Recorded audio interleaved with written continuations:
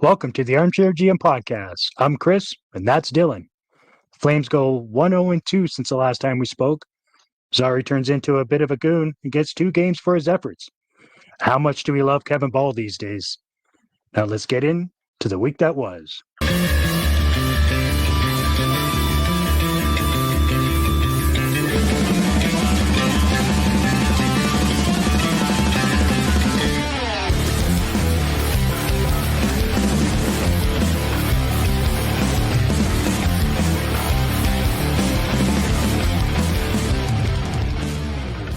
Welcome to the ArmChair GM podcast.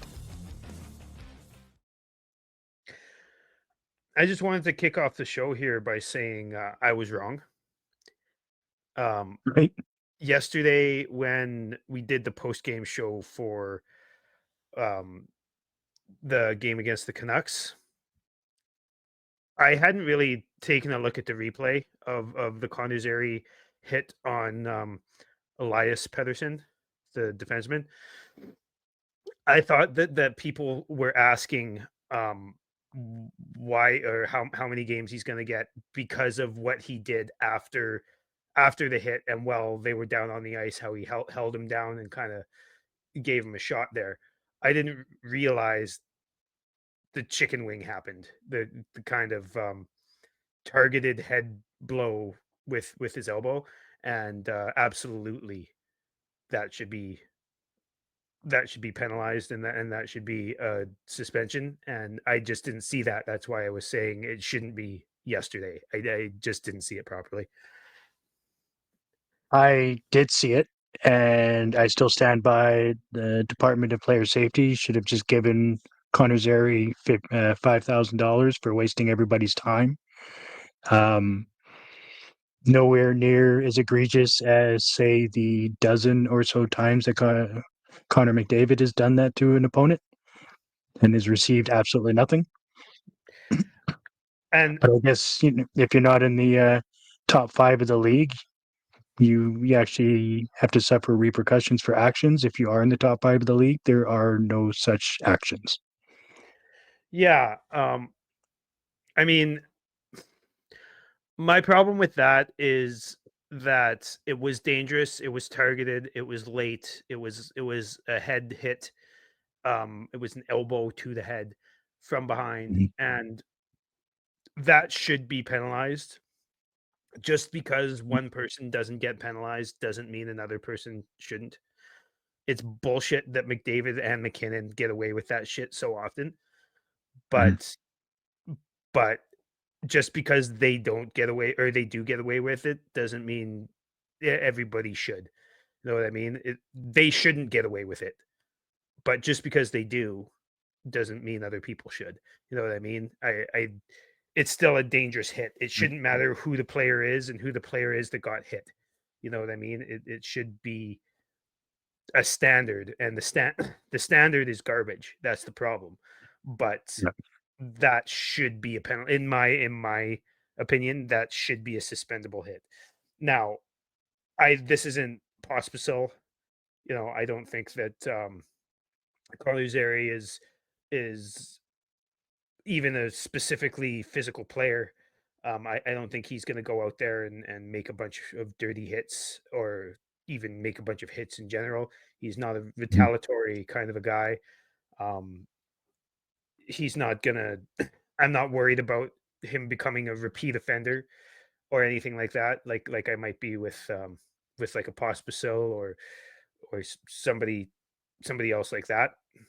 But I'm not even really worried about him accidentally hitting somebody in the head, because he doesn't do that very often. You know what I mean? So he's not a dirty player, but absolutely well deserved 2 games in my opinion. Is that his first discipline? It's 2 games right off the hop, eh? Yeah.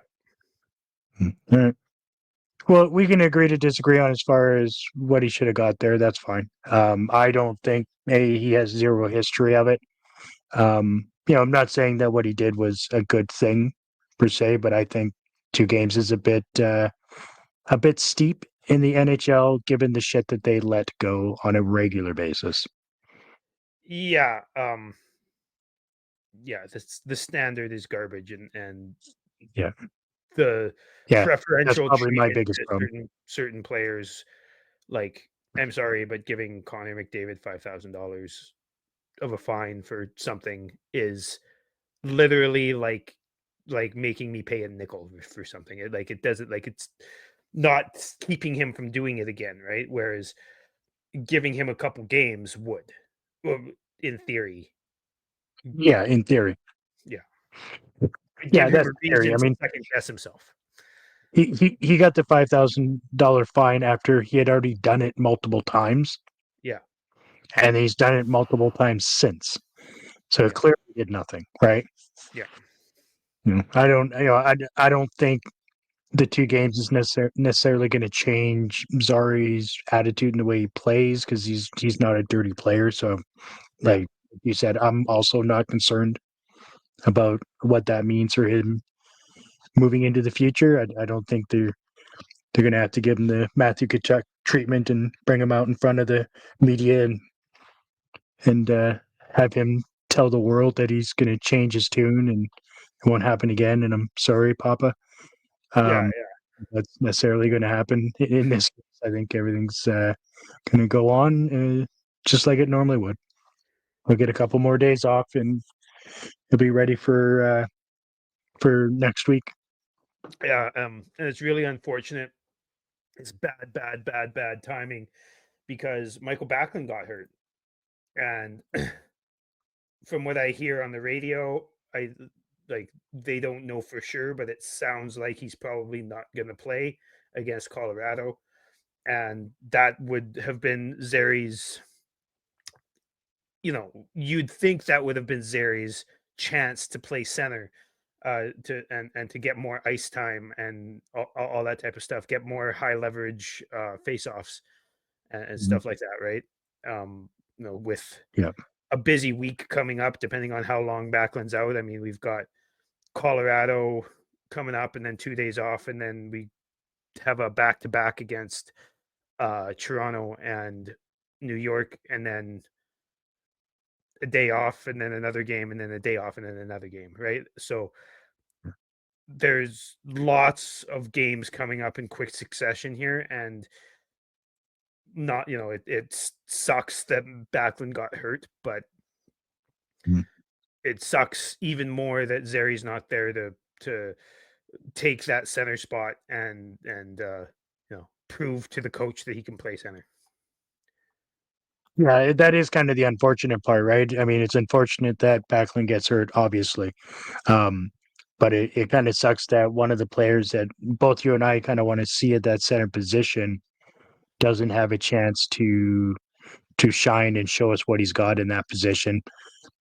Yeah. I mean, obviously he'll be able to after the Toronto game if Backlund is still away, which we'll likely be able to tell a whole lot more on that whether Backlund travels with the team on the 4 game road trip or if he doesn't, right? Hmm. And pretty much know right away what that scenario is going to look like, and then we'll see how players slot after that. Yeah, Pat was saying on the Obviously, radio that mhm, Backlund was at practice, but he wasn't practicing.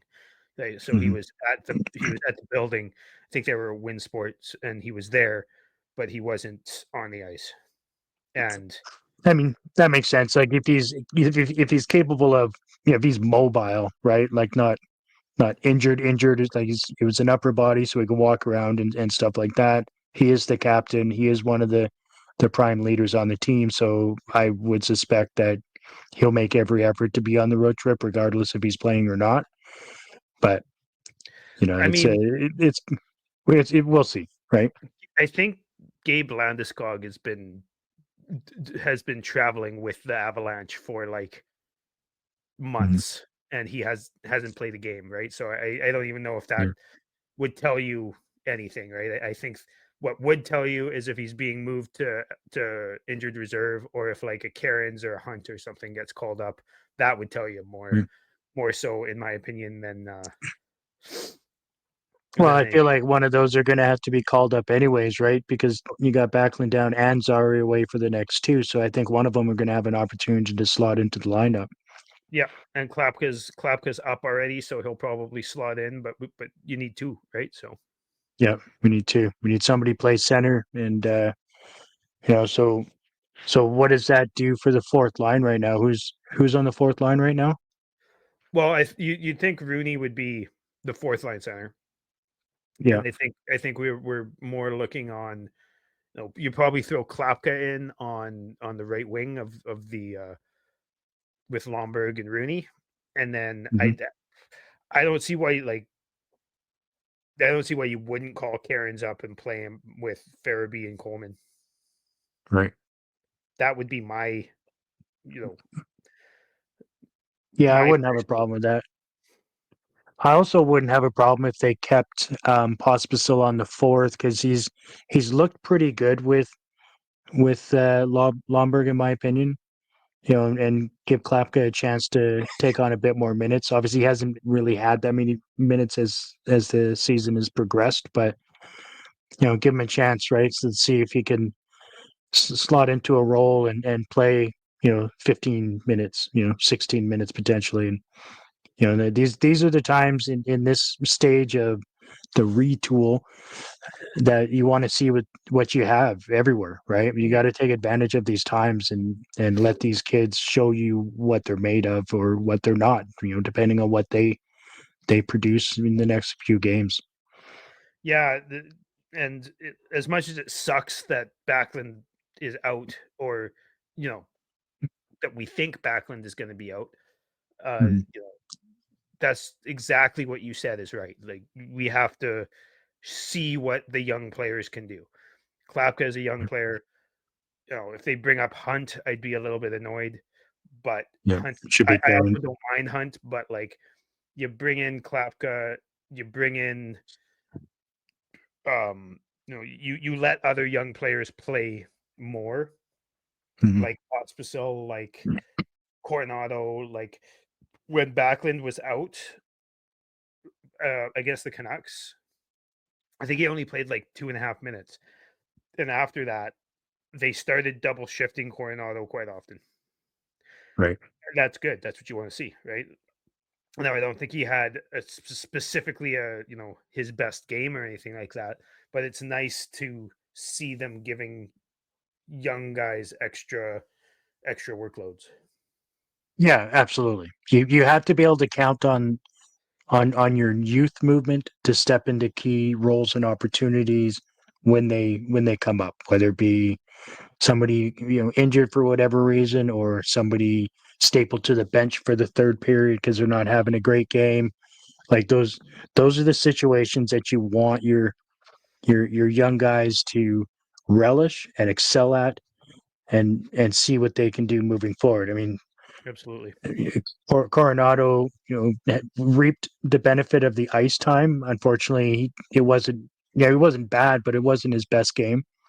But he did play 19 minutes, so I think it's about a minute and a half, 2 minutes more than what he would normally do in the course of a game. So it's good, right? Give him those reps, get him used to more of a middle six time slot as far as ice, and let's see what he can do. Let's see how tired he is after 2 periods of it or 3 periods of it, and Mhm. then you can And start Rory assessing. Cairns has played 5 games with the Flames this year and has 4 assists, Mhm. right? Like Yeah. he played well. I think his first couple games he played specifically well when he first came up. Now, subtracting him from the Wranglers have really been struggling lately, and subtracting Mhm. him from the Wranglers is also something you have to think about Yep. because um, you're trying to breed a winning culture right from the minors, right? So you have to think about that too, but I also think it's time. The guy's been ripping up the AHL. It's time to bring him up. Mhm. It's time to give him his shot, in my opinion. Yeah, absolutely. I think as far as the product on the ice and what he showed when he was here, my pick would be him over Hunt for sure. Yeah. Not saying Hunt has been bad. He played a bunch of games last year too, right? And I mean, like I said, he was never the reason for any losses or particularly bad. He just to me just didn't flash. He didn't show me truly that he deserved more and wanted more. Well, I think Hunt is at the age now where he's Mm, just settled yeah. into what he is, right? He's a tweener. He's a guy who can play fourth line minutes on the NHL roster and play first line minutes on the AHL roster or be a healthy scratch or whatever. He's Mhm. and that's fine. You need those guys, right? But Yeah. when you're trying to bring up somebody in order to replace, I mean, you can't replace Backlund, but in order to Mm, replace some of Backlund's minutes, you're not bringing up Hunt. You're bringing up Hunt if Rooney goes down or if something like that, right? You're mhm. bringing up to me. You're bringing up uh, maybe Stromgren or or Rory Cairns or somebody like that. That's who needs to come up. Yeah. Somebody Yeah, I who's wouldn't young, mind seeing has the Stromgren either. Right? yeah, he's pretty That's good. not a bad call actually, right? I mean, we saw Cairns in a few games. He impressed. I thought he fit in and had a bit of energy. Was it Peltier that he was playing well with? Cairns, Yeah. yeah, yeah. And they ripped it up because I believe they came up at the same time, Yeah, I think you might be right. and they were playing So really yeah. well in the AHL together. Mhm. So obviously there's that natural chemistry. So they took advantage of that and rightfully so. You should, right? If you're going to be in that situation, then you should absolutely take advantage of it. Yeah, and I'd But be yeah, curious too if because Cairns and Coronado also had some pretty good chemistry in the AHL. So I'd be curious to see if Cairns did come up, if they play him with Coronado, because I'm not sure if I like Coronado with I like Coronado as a player. I think he's great. He's got a good shot. He's a really hard worker. But I'd like to see him playing with players who aren't carrying the puck as much as you know. He's playing with Kadri right now, and Kadri's gonna carry the puck every single time he gets the opportunity to, and never defer to anybody else. I'd right. like to see him be Coronado be the puck carrier a little bit more, and I think playing with Coleman might help that. Yeah. Yeah, I mean, I kind of see where you're coming from to see him with the puck, but I mean, let's be honest. His claim, I mean, sorry, I say let's be honest, but in my opinion, I think his claim to fame in the NHL is going to be his ability to get the puck off quickly Mm-hmm. for one times and being set up to make a shot. I think he'll be doing that far more than he'll be carrying with the puck, unless he's just dropping it back so he can get into position to receive a pass to shoot. Well, that's kind of what I mean. Mm, Carry it into mm, the zone, and then let somebody else carry it while he finds the soft spot type of thing, right? yeah. Yeah, that's fair. I mean, I do like watching him get dirty in the corners and dig for pucks. Like he's pretty tenacious when he's in there. Absolutely. He doesn't back down from anybody, which is good to see. Especially with somebody of his size. Like he just puts his head down and he just goes to work and tries to come out with the puck, and he's actually reasonably successful at it. Yeah. Well, since we last talked, the Flames played 3 games. Let's kind of recap some of those. Um, Starting with the Dallas game, the 3-2 overtime loss. Mhm. Um, Joel Farabee. This is kind of where Joel Farabee started to produce a little bit. Mhm. Actually, I guess he started. Yeah, yeah. This is where he started to produce. He absolutely undressed the goalie Yeah. in Oh that game. yeah, yeah, yeah. He was on fire. Like that was one of the I would say the best game that he's played, at least in a Calgary jersey. so far since coming here. Like I could agree he more. came to play that game. He was all over it. Like you talk about players that you're like, oh, the team didn't start on time or any stuff like that. He was ready to go right from the opening second. Like he was all over it. It was really fun to watch, actually. Yeah, He's a bit of a bull in a china shop when at some points, but I do like watching him go for sure. he reminds me a lot of Coleman. Yeah. And I'm gonna say this too. He reminds me a lot of Coleman in the fact that finishing isn't his strongest suit, but working Right. hard sure as fuck is.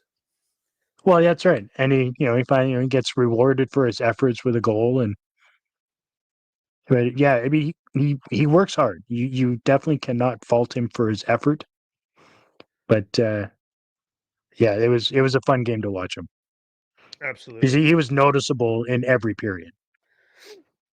Absolutely. And I know the Flames outshot the Stars 28-27 in that game. There were no there were no power play goals on either side. Mhm. Flames going 0 for 2. That's still that power play is hard to watch sometimes. I don't know why people refuse to just carry the puck into the zone when they have a lane instead of turn backwards and fucking give it to the guy behind them and let that guy take it in. Like if you got a lane, just take the fucking puck into the zone. It Just drives take me the lane.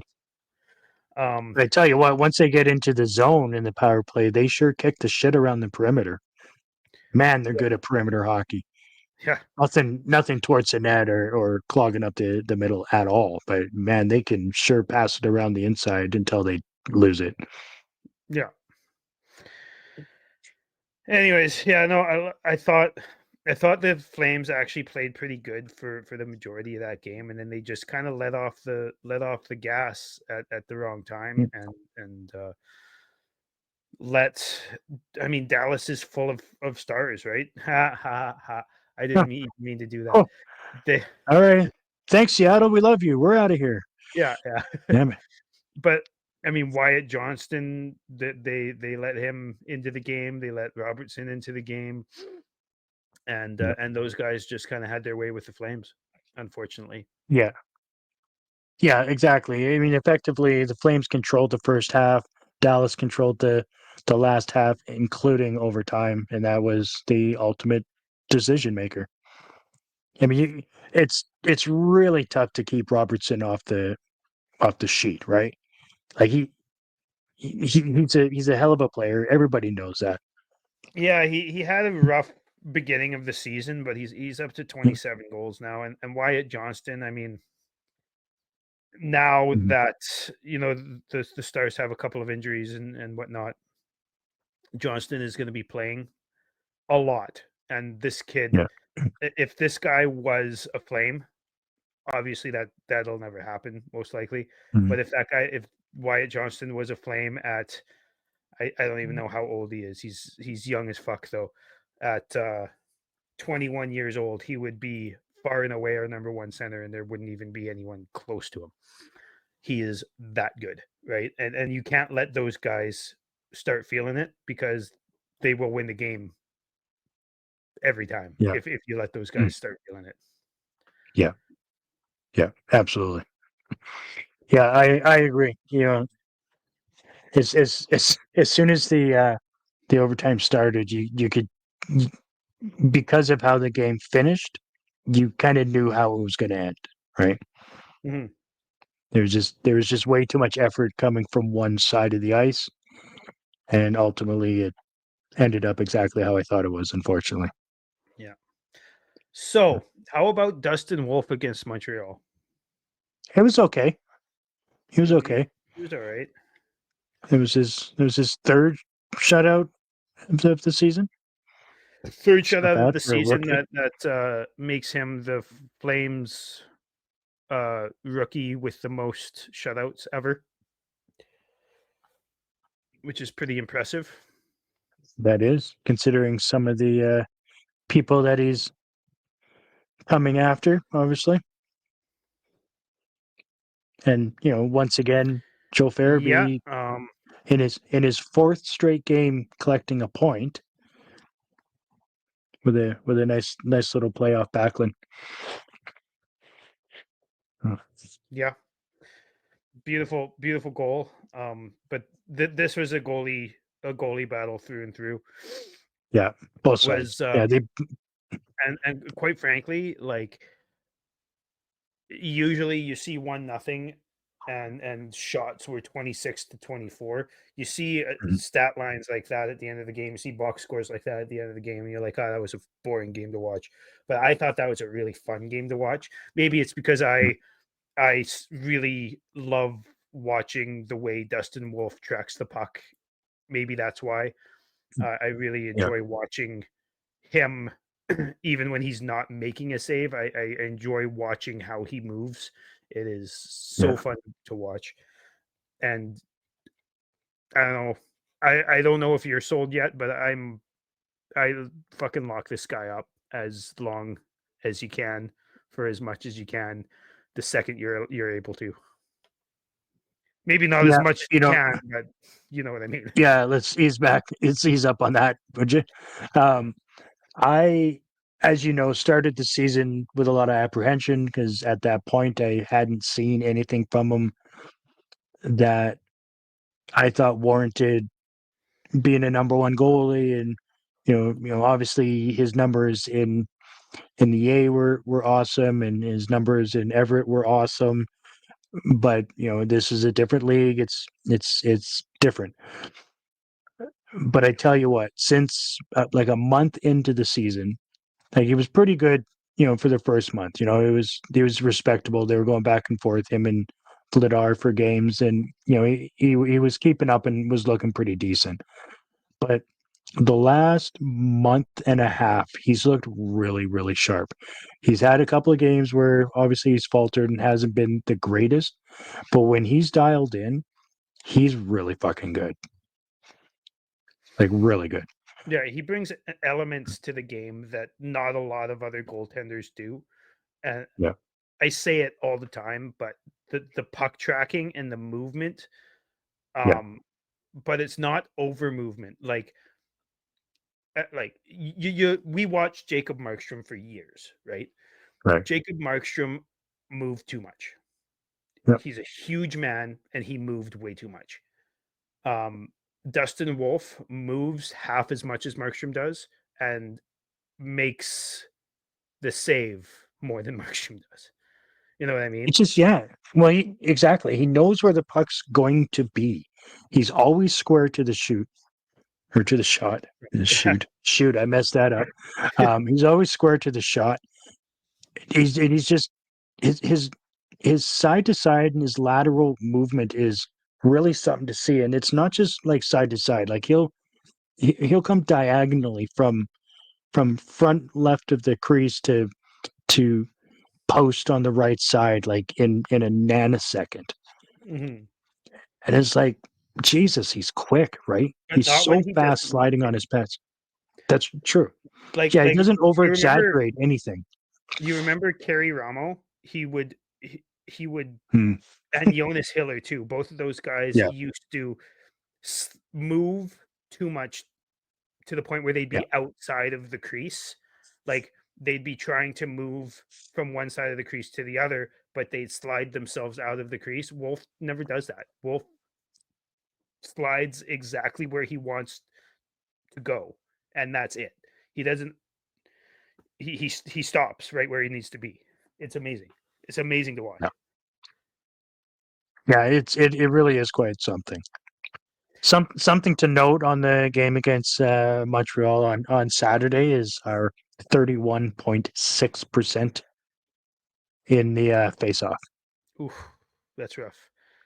Isn't that And it's rough? not like Montreal has any veteran face-off takers. No. Most of them are young guys. Yeah, yeah. It was not great. Not great at all. Pretty bad. We desperately need a center who can win face-offs. We desperately need to be trying guys like Zary at center, bringing up Karen's, Yeah. trying him at center. We need to be finding out who can win faceoffs and using that person to win faceoffs, because right now Backlund is taking, I believe he's taken the most shorthanded faceoffs of anybody in the league, Mm. because he's the only guy that Huska trusts to take a faceoff. Mhm. Yeah.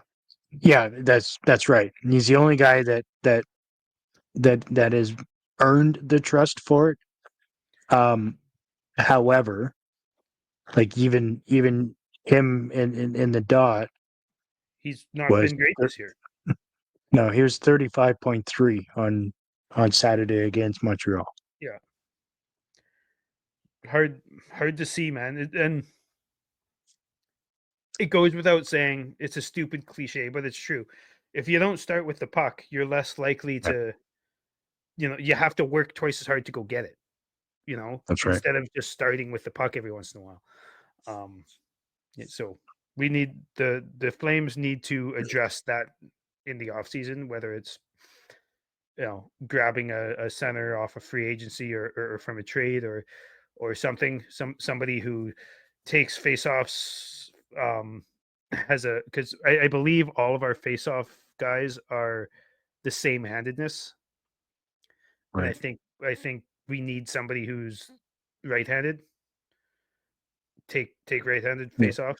So You know, so if you look down the stat line, it's actually quite atrocious, right? Kadri at 23.8, Rooney at 25, Frost 35.7, Zari 100%.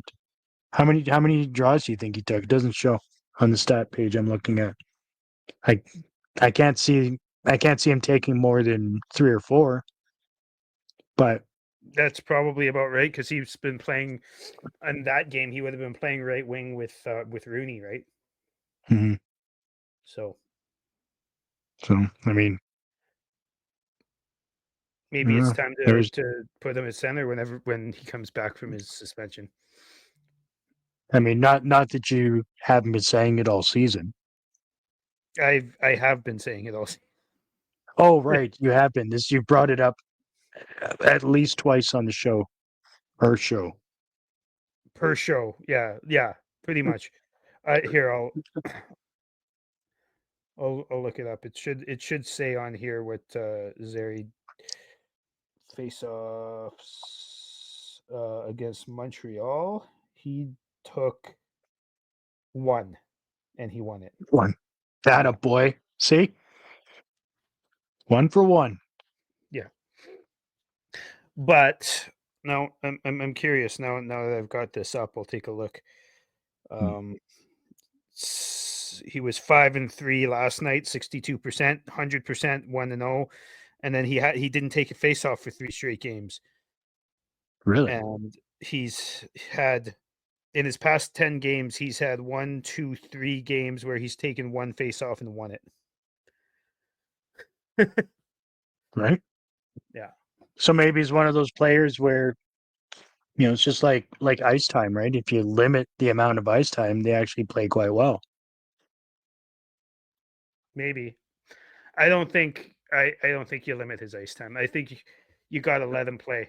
I know you're Uh, joking, but I'm just saying, just give him less because he was not very good in the faceoff dot when he was playing that position last year, right? That's all. I'm just joking, obviously. I mean, there are players like that. Nikita Zadorov is exactly like that. He Mm. if you give him less ice, he's going to play better. If you give him more ice, he's a fucking train wreck. You know? Well, I think he's one of those like he gives you 100 pounds worth of play. So if you stretch 100 pounds through 20 minutes, it looks weak and weird. But Yeah, if you give him 100 pounds for 15 minutes, he'll use that to put you through the boards yeah, or whatever. exactly. Yeah, However the saying goes, I can't remember. I don't. I've never heard that saying. I'm just trying to move on because that was stupid. Fair. I No, deserve every one of that those was really words. dumb. Yeah, I'll take it. Hey, basketball fans, are you ready to win real money? Check out Pick Six from DraftKings. When it comes to basketball payouts, DraftKings Pick Six dunks on its rivals, including prize picks. Just select two or more players and choose if they'll have more or less of a stat, like points, rebounds, three-pointers, and more. Pick Six is available in most states, including California, Texas, Georgia, Missouri, and more. Don't settle for a smaller payout. Switch to Pick Six and cash in your basketball knowledge. New players get $50 in Pick Six credits instantly on just a $5 entry. Download the DraftKings Pick Six app now and use code THPN. That's code THPN for new customers to play $5, get $50 in Pick Six credits. Better payouts, bigger wins. Only with Pick Six from DraftKings. The crown is yours.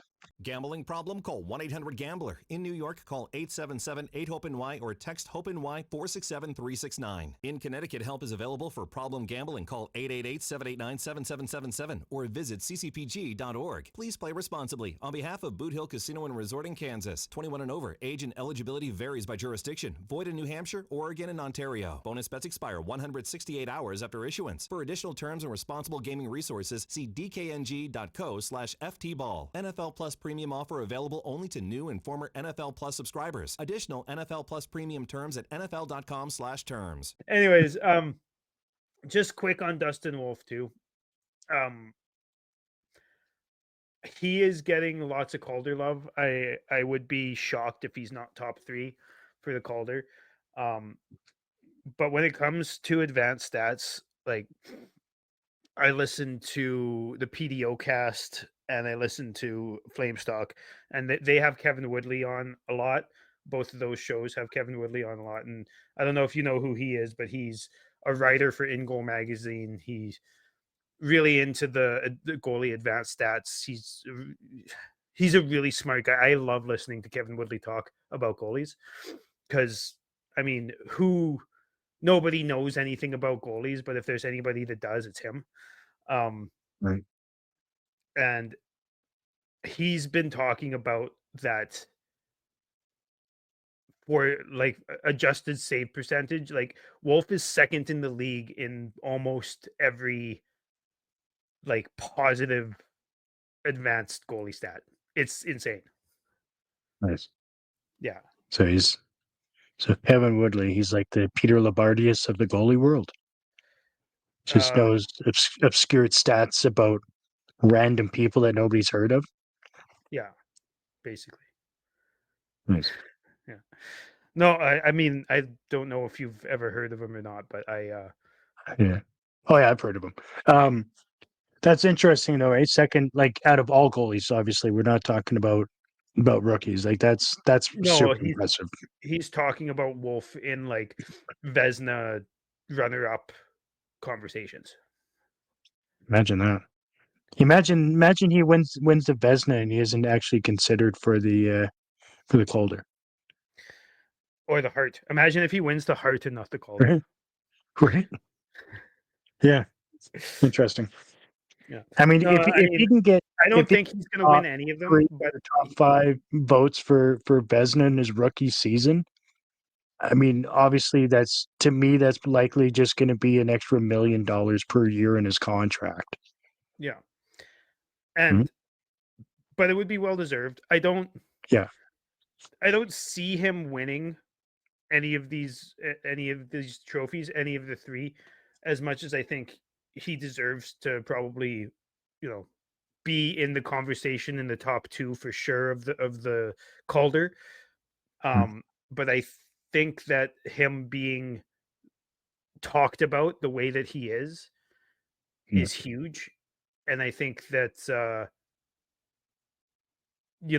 I don't think he's the type of guy that's going to take that to his ego and have it be a problem in the future. Oh, I was the runner up for the Vezina in my first year, so I don't need to fucking listen to what you say or anything like that, right? Like he's the type of guy who's going to keep working at it and get better and getting better. If this guy gets better, man, we're going to have somebody who does win multiple Vesnas. You know what I mean? Yeah. If he improves on what he's doing right now, which obviously I suspect he will. I mean, it's his first year, so I mean, you would think that there's going to be some slight adjustments on some of his plays, and he's going to garner a whole lot of respect around the league, Mm-hmm. which awesome, right? Good for him. I'm glad we found your way down there in the last round, right? Mm-hmm. Thanks Absolutely. for being available. And there'll be a lot of teams kicking themselves for not picking them up. And imagine being in the building for the 7th round of the draft. Right. Crickets. He stayed there for 7, that long. yeah, 10 people left in the stadium, in the Yeah. arena. 6 of them were his family members. Like, fucking ridiculous. Right. Yeah, that's Yeah. ridiculous. I mean, I hear Edmonton has been looking for a goalie for 15 years as well. So it's hard to believe they passed up on this stud. 20 years. It's been since Rolison. There. Nikolai Habibulin. No, wait. Rolison. Yeah. Yeah. Yeah. Simmer down. But like honestly, Edmonton's goalie situation is fucking hilarious. We need goalies and we need defensemen, and let's go get a 4th line winger. Fucking retards. You know what? I'm here for it all day. Yeah. I think I support their decisions on who they target in free agency and off season. It's got to be forwards. We're just one forward away from a cup, I can assure you. Yeah. So yeah. Then obviously after that amazing Montreal game from Wolf, we have several days off in a row, and then have this game against the Canucks where the Flames and Canucks were 1 point separated and that 1 point is the line for the wild card spot, for the second wild card spot in the Western Conference. And in typical Flames fashion, they are now tied with the Canucks for that second wildcard position. Of course, the Flames have one less game played, so they hold the tiebreaker currently, but they are, they let Vancouver win that one in the shootout. They let Elias Pettersson come back and Elias Pettersson come back and start being a productive player again, which is absolutely exactly what we needed. Is one of our biggest rivals and our biggest competition to have their player who's been shitty all year, their superstar player who's been shitty all year, come and start being good against us. And I thought he looked great, but this is a Flame show, so I'll shut up. Shut your dirty mouth. Yeah, I mean, I can't argue with anything that you said there. They were controlling the game until Pettersson decided that he was going to control the game. Mm-hmm. Essentially, in the third period. I didn't think he looked particularly great in the first two. I mean, he was okay, but in the third period, he was a different player. Mm-hmm. I thought he was actually pretty good throughout the whole game, but there was some fun stuff from a Flame standpoint. Obviously, losing 4-3 in the shootout wasn't great, especially since the Flames were up 3-2 going into the third period. But Huberdeau scored a shorthanded goal and a power play goal in that in that game. About 2 minutes apart, 2 minutes and 3 seconds apart. Yep. And we talked about this yesterday on the post game show, but I want to give Kevin Rooney a bunch of credit for that short-handed goal. Short-handed goal, because Kevin Rooney made that happen. Now Huberdeau, obviously, him rushing into the zone and realizing what was happening when it was happening, that, like, you can't take anything away from Huberdeau. He made a great read and got the shot off perfectly and in time. Maybe not perfectly, because it was a little bit of a knuckleballer, but it went in, and that's all that matters.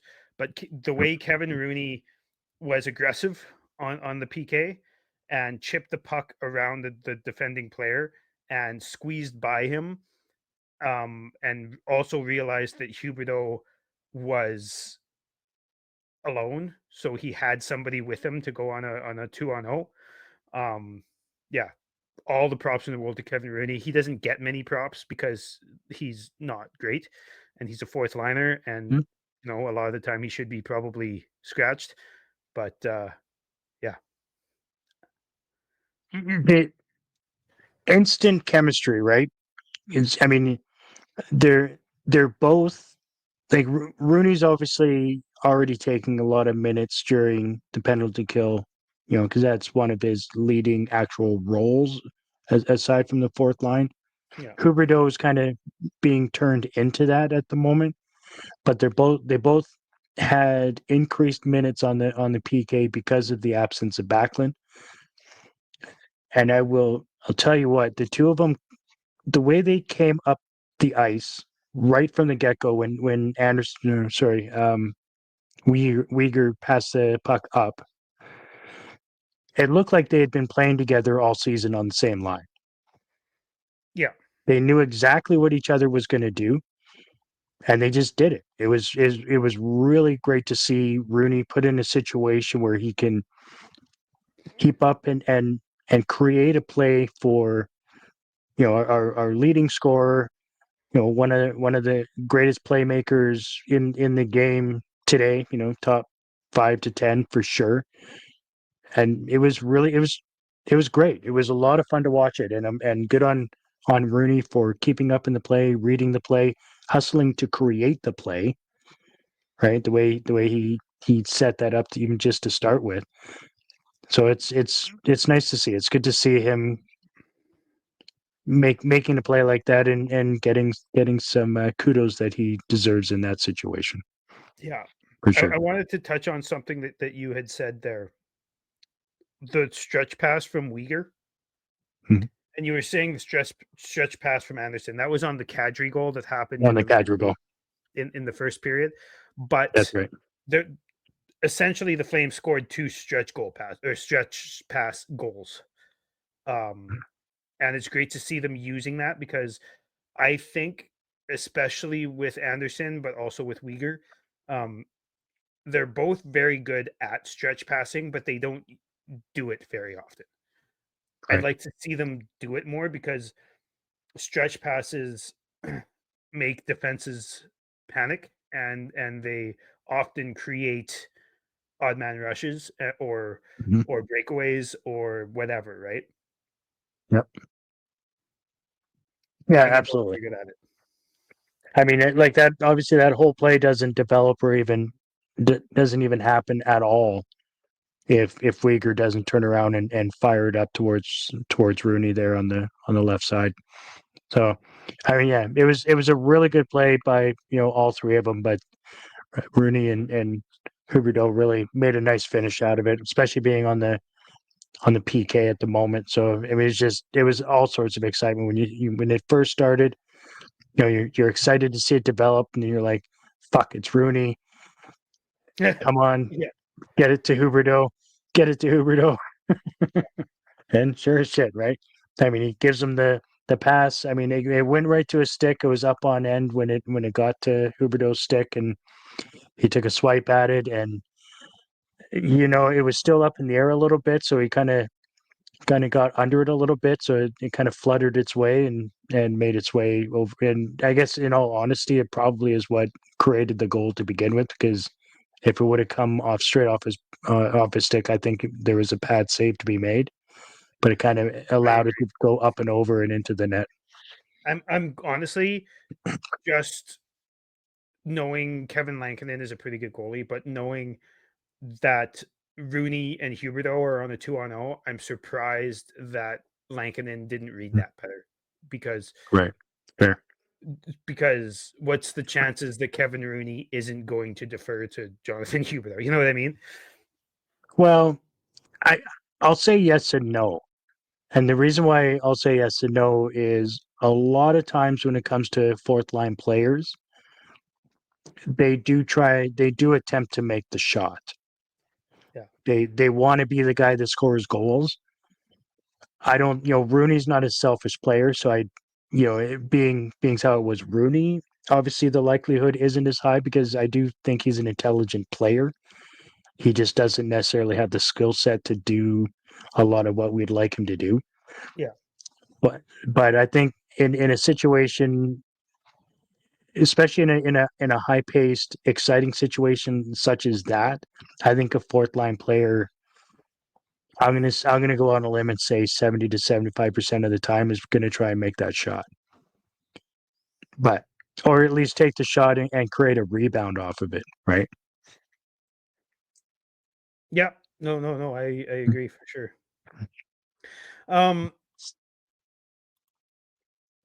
Anyways, yeah, I also in this game and in general, we both kind of mentioned it yesterday on the post game show as well, but Kadri deserves some credit. He's been very good lately. Outside that Carolina game, I thought he was absolutely shit in that Carolina game and was the reason we lost the game. But in general, I think Kadri's been great for the past month or so, maybe 3 weeks, something like that. And when you spend a lot of time crapping on somebody, you have to give them credit when it's due. So here I am. He's been using his teammates a lot more. He's been using he's been choosing what to do better. His decision making has been better when it comes to when to play offense, when to play defense, and when to be greedy and when to defer to his teammates. So yeah, props to Kadri. Agreed. He's definitely had a pretty damn good last few weeks for sure. Yeah. But yeah, he was really good last night, or I guess when you're watching the show, it'll be 2 nights ago against Vancouver. He started well and played well throughout the remainder of the game. He was one of 2 players or 3 that truly got off to a good start and came to play right from the start. So it was nice. 60 And it was minutes. good that he got rewarded. Because that was a pretty fun goal that he scored too, right? That was a beautiful goal. Absolutely beautiful goal. Yeah. And he's capable of doing that type of stuff.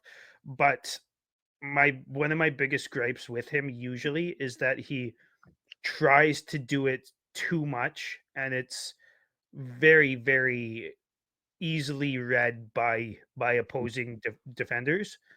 Mhm. But he can dance, but too often he tries to dance around too many players, and it just ends up in a giveaway. Mm-hmm. Yeah, absolutely. And when you undress a goalie like that, you should automatically get a chance to do it again in the shootout. Which he did not. Yeah. So boo, let's talk about the shoot. boo for Huska, right? I mean, obviously in hindsight, everybody's going to complain about the ones that didn't score. However, I don't think that Sharangovich should have been the guy on the ice, given his confidence levels these days, and the fact that he's not shooting the puck. And Sharangovich in that situation decided that he wasn't a shooter, that he was a guy that dekes out goalies, which is not what made him into the player he was last year. He was made by shooting the puck, right? Certainly isn't what made him $4.75 million a year. Exactly. That's I right. do think Frost looked great yesterday as well. Frost and Kadri were the two players, in my opinion, that Mhm. that showed up from the start and continued until the end. Yep. So I do like the fact that Frost was in the shootout, even though he did not score. I don't like how Wolf reacted to Elias Pettersson. He didn't react at all. That's my. It was Yeah, super bizarre. he didn't move at all. No, not at all. He looked like I don't know, fucking Grant Fuhr. He just like was standing there and didn't go down, didn't move, didn't do anything. Just kind of let the guy Just shoot up. protesting the play right from the start. Like, Yeah. dude, Dustin, it's happening, man. You're in. Go. Um. Now I'm not gonna shit on the Anderson thing because Anderson's shootout success rate has been actually very good. I don't have actually, you know what? I'll look it up right now.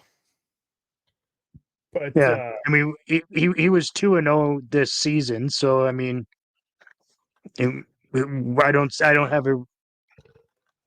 have a complaint with him being on the ice, as the second shooter in that goal. That doesn't bother me in the least.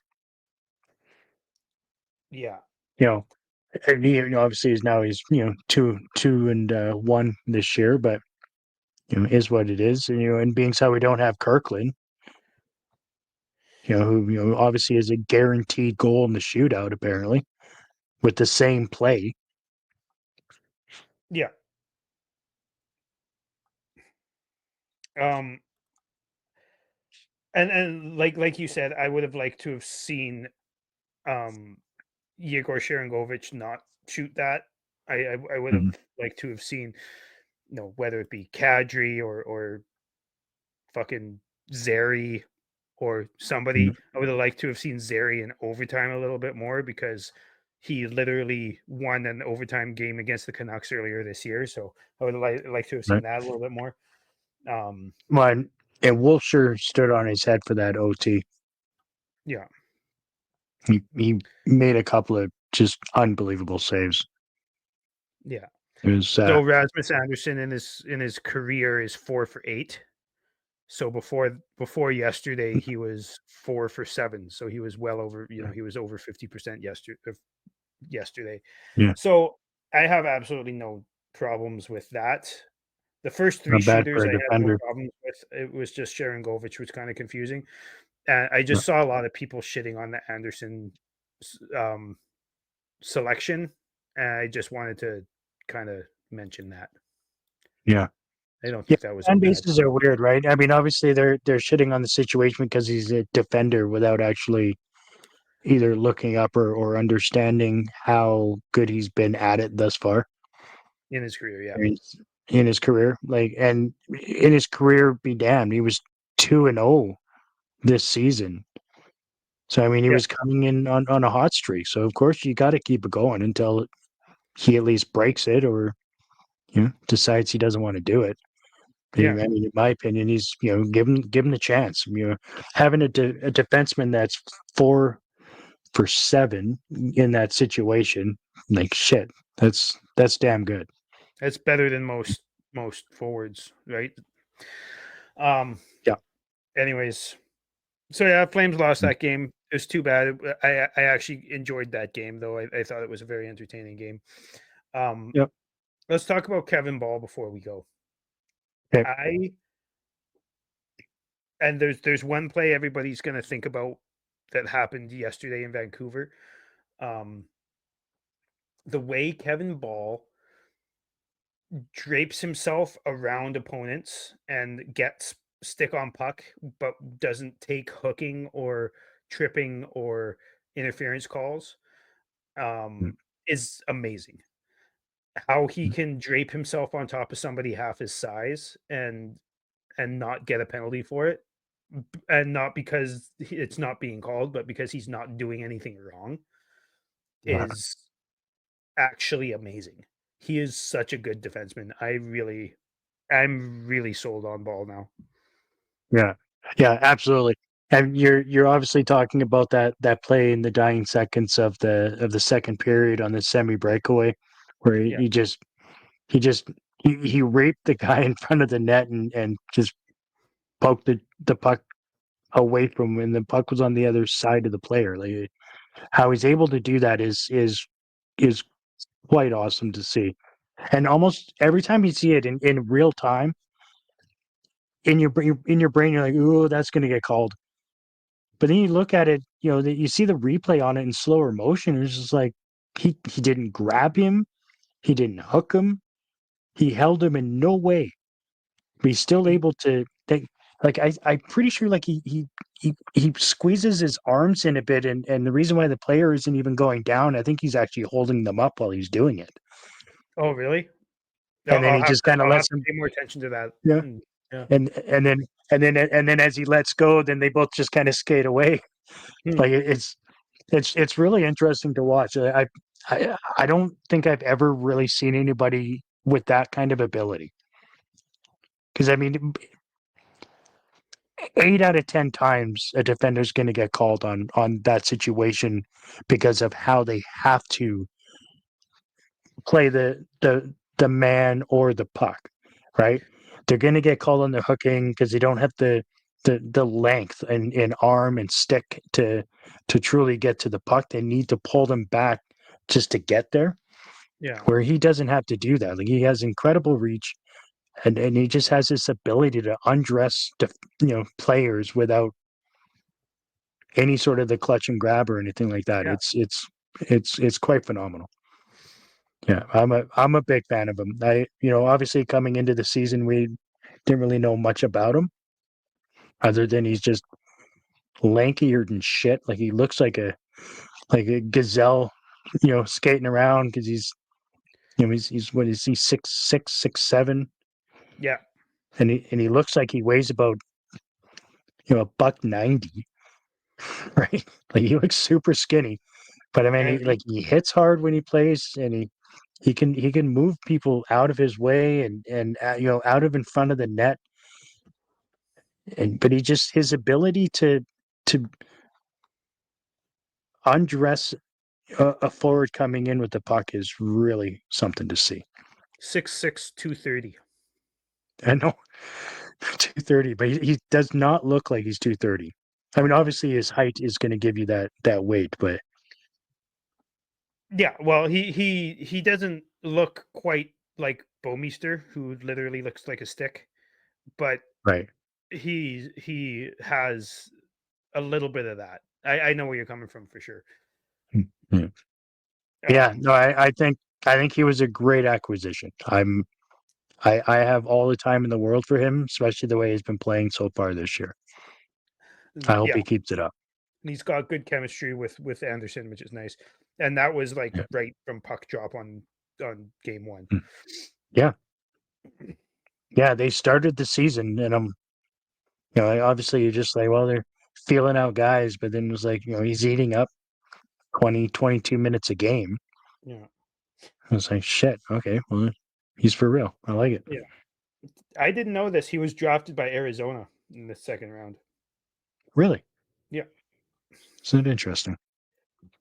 Okay.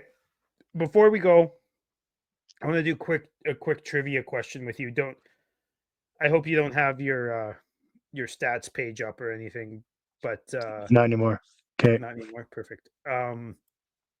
So I was just scrolling through the Flame stats page from this year, Mhm. and something really surprised me. Who do you think has the least amount of penalty minutes out of the regulars? Out of the regulars? And how many penalty minutes do you think they have?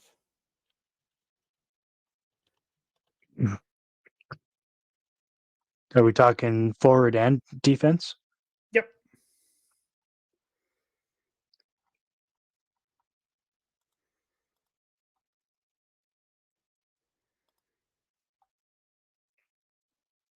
You having a hard time? I am. Would it be Zary? Nope. Shit. Um, so out of the regulars, You have You're gonna Yegor say Sharangovich with 6. 6 minutes. 6 penalty minutes, yeah. Wow. Jake Bean with 8. And then nobody else is a regular up until Joel Hanley with 13. Who do you think has the most penalty minutes? Audrey? No, he's third, Uh, 63. would it be Lomberg because he's fought a bunch? No, Lomberg is 4th with 55. He's serious? Yep. Oh, holy shit. Then I don't know. Pospisil then. 2nd with 78.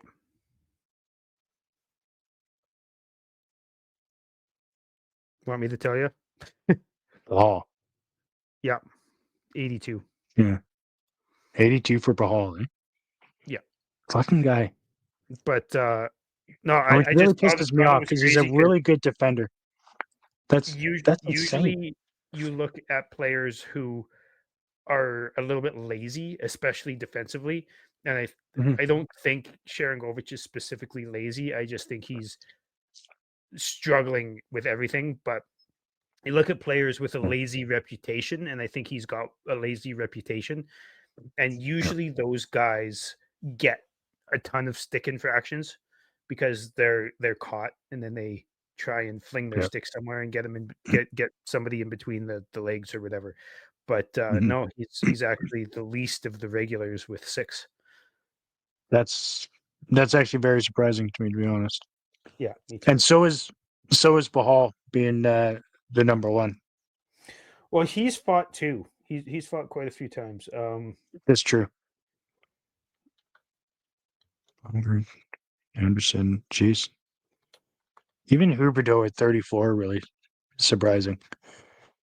Now that you've asked your questions, I'm on the stat page because I'm very intrigued by that.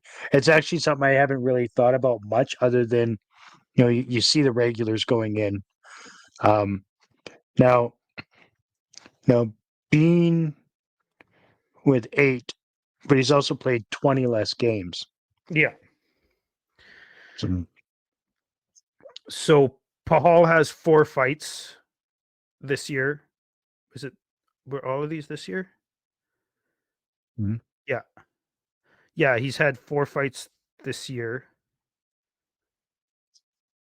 yeah. Or no, I've No, got he that hasn't wrong. had He's 4 got this 1, year. 2, 3, 4, 5 fights this year. Really? Yeah, and he's also got quite a few. He's fought at the end of games a couple times, so he's had a few misconducts, Misconducts. like Yeah. just refs being like, this is enough of this, get these guys out of here for the rest of the game type of thing. And Yeah. that takes a 5-minute penalty to being a 15-minute penalty. So it does kind of make sense to me. He's got a couple ejections. So Mm-hmm. Yeah. Fair point. Fair point. Which is a shame. anyways, He's kind of struggled in the second half of the season so far.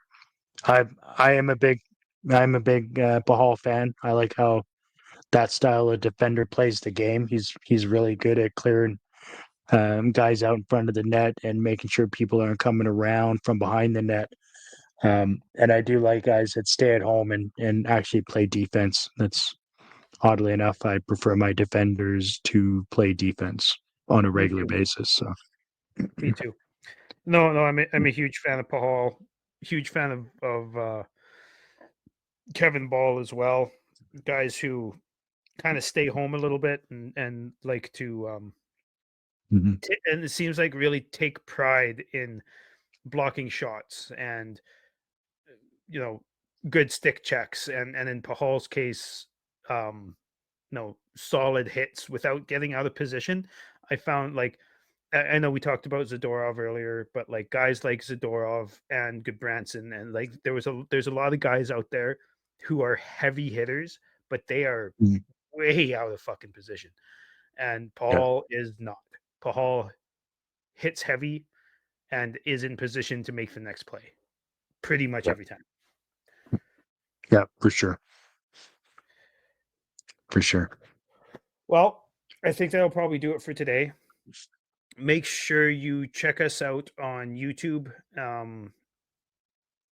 and Spotify, Apple Podcasts, all that type of thing. I'm not sure how much longer we're going to be releasing on Spotify and Apple and stuff like that. So if you'd like to keep up with us, make sure you're on our YouTube channel. Subscribe to our YouTube channel, hit the notification bell so you know when a new episode comes up or when we go live for post game shows.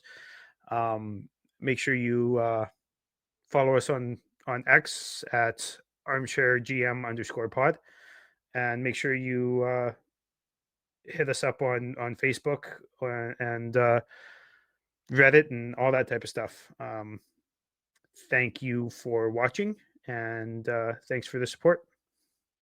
Thank you for the support indeed. Go Flames, So go. let's go. Go Flames, go. Cheers,